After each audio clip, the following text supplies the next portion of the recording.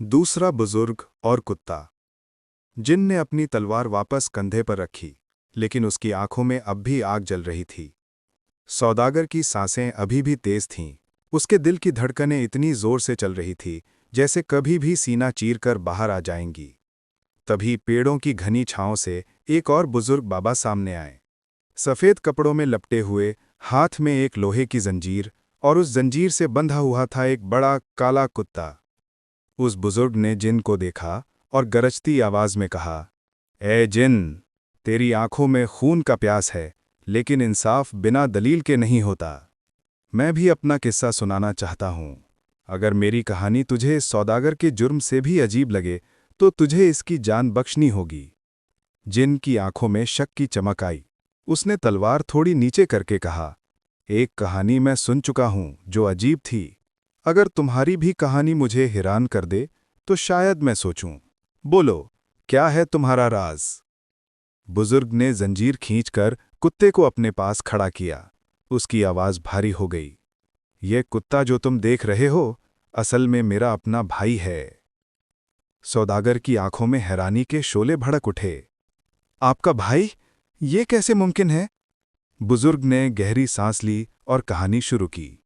मैं और मेरा भाई दोनों साथ साथ तिजारत करते थे। हमारी दुकान छोटी थी, लेकिन दिल से हम एक दूसरे के साथ थे। फिर एक दिन मेरे भाई की शादी हुई। शुरू शुरू में सब ठीक था, लेकिन उसकी बीवी, मेरी भाभी, एक शैतानी औरत थी। उसने धीरे धीरे हमारे दरमियान जहर घोला, मेरे भाई को मेरे खिलाफ कर दिया, और एक दिन उस औरत ने अपने जादू से मेरे भाई को कुत्ता बना दिया। बाबा की आवाज दर्द से लरज गई। उस दिन से मेरा भाई इंसान नहीं रहा। मैं उसे साथ लेकर घूमता हूं ताकि हर किसी को दिखाऊं कि इंसान की सबसे बड़ी दुश्मन कभी कभी उसके अपने घर के अंदर होती है। सौदागर की रूह काम गई। उसने सोचा, या अल्लाह, इंसान भी इंसान पर ऐसी जुल्म करता है, और जादू इंसान की जिंदगी कैसे तबाह कर देता है। जिन ने दोनों कहानियां सुनी। उसने अपनी तलवार जमीन पर घुमाकर जोरदार चीख मारी। हाँ, ये दोनों कहानियां अजीब हैं, लेकिन अभी तक मेरा दिल नहीं भरा। मुझे एक और कहानी चाहिए। अगर तीसरा किस्सा मुझे तुम सबसे भी ज्यादा हैरत में डाल दे, तब मैं इस सौदागर की जान बख्शूंगा। और तभी एक तीसरा बुजुर्ग बाबा सामने आया। उसके साथ एक खूबसूरत औरत थी जो आधी इंसान और आधी हिरन लग रही थी। उसकी आंखों में आंसू और चेहरे पर एक अजीब सा राज था। तीसरा बुजुर्ग और औरत। सौदागर का चेहरा पीला पड़ चुका था।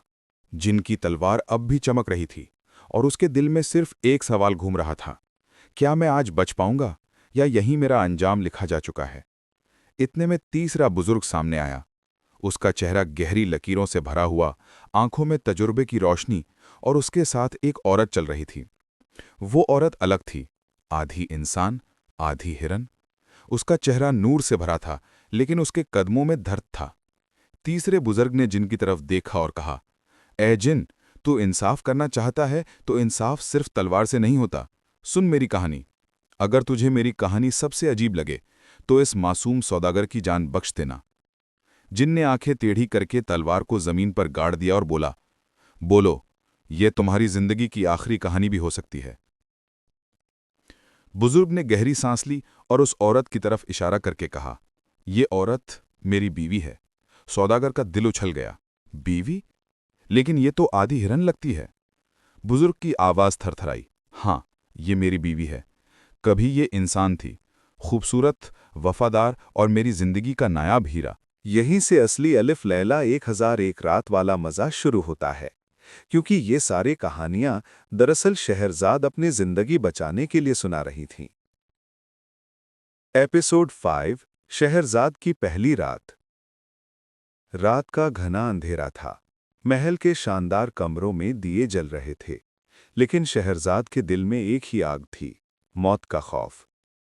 बादशाह अपने ताज के साथ तख्त पर बैठा था। उसकी आंखें सर्दी और गुस्से से भरी हुईं। वजीर की बेटी शहरजाद ने अपने दिल को मजबूत किया और बादशाह के सामने बैठ गई।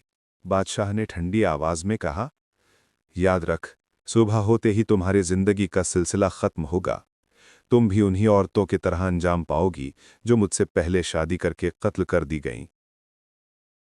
शहरजाद ने हल्का सा मुस्कान लाकर कहा, आपका हुक्म सर आंखों पर मेरे आका, लेकिन अगर इजाजत हो तो मैं रात के गुजरते हुए आपको एक कहानी सुनाऊं? आप चाहें तो कत्ल कल भी हो सकता है। बादशाह हैरान हुआ। कहानी? तुम्हें लगता है मैं कहानियों में दिलचस्पी रखता हूं? शहरजाद की आवाज में शिद्दत थी। हाँ अक्का, कहानियों में सिर्फ अफसाने नहीं होते, उनमें इबरत भी होती है। आज की कहानी आपको हैरत में डाल देगी। बादशाह ने सोचा और अपना सर हिला दिया। ठीक है, बोलो, मुझे हैरान कर दो। शहरजाद ने कहानी शुरू की। बहुत पुरानी बात है। एक अमीर सौदागर था जो सफर करते करते एक बाग में रुक गया।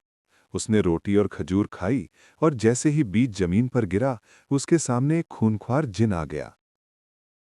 और इस तरह से शहरजाद ने पूरी कहानी बयान करनी शुरू की। सौदागर और जिन, बुजुर्ग और हिरन, बुजुर्ग और कुत्ता, और तीसरा बुजुर्ग और औरत। बादशाह गहरे ध्यान से सुनता रहा।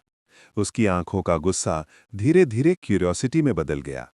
शहरजाद की आवाज में ऐसा जादू था कि वक्त रुक गया था।